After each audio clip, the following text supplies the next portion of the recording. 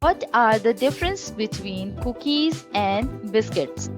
The basic difference between cookies and biscuits are cookies is bigger in size and chewy inside and crunchy outside. Biscuits are crispy inside and outside. What is a female baker called? Female baker को कहते हैं बिगेस्टर. Is egg protein necessary in baking? Yes, egg protein because egg is an binding agent.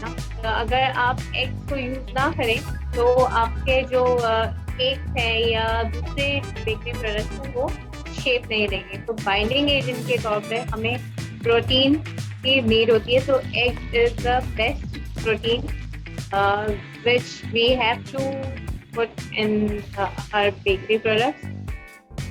What is meringue?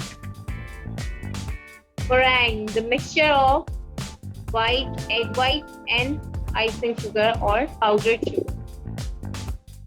Just beat egg white and mix it with powdered sugar until it gets fluffy, cloudy texture. It's called meringue. What is the difference between baking soda and baking powder? Basically, both are chemical-based ingredients. That's why we are using baking soda in cookies